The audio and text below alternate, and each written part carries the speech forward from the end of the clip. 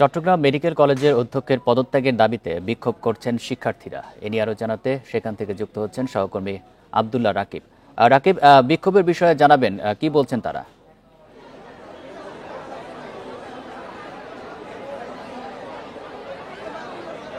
জি, শিক্ষার্থীরা সকাল 11টা থেকেই বিক্ষোভ করছেন এবং যে বিক্ষোভটি তারা এখনো চলমান রেখেছেন। তবে যার বিরুদ্ধে বিক্ষোভ, অর্থাৎ তারা এক দফা এক দাবি অধ্যক্ষের পদত্যাগ দাবি করছেন এবং সেই অধ্যক্ষ আজও কার্যালয়ে আসেননি।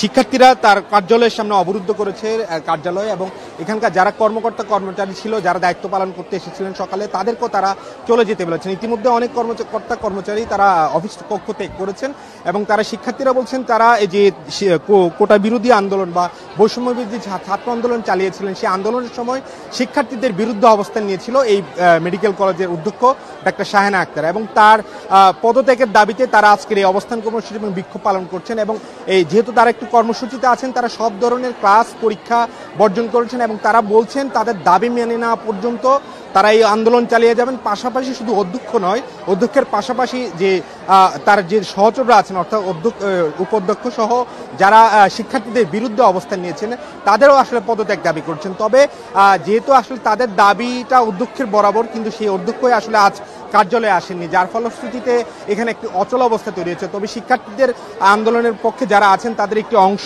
বলছেন যে তারা মেডিকেল হাসপাতালের পরিচালক, তার কাছে একটি স্মারকলিপি দিবেন এবং দ্রুত তাকে পদ থেকে অপসারণের জন্য সরকারের কাছে জানানোর তারা দাবি জানাচ্ছেন। একই সাথে শিক্ষার্থীরা বলছেন যে এই যে আন্দোলন চলাকালীন তাদেরকে রাজাকার আখ্যা দেওয়া হয়েছিল, তাদেরকে নানা ধরনের ট্যাগ দেওয়া হয়েছিল।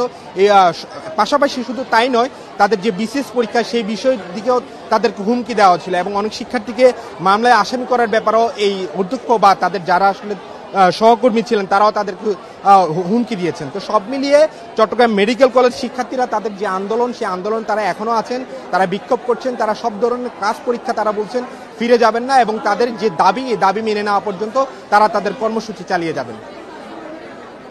চট্টগ্রাম থেকে জানাচ্ছেন সহকর্মী আব্দুল্লাহ রাকিব।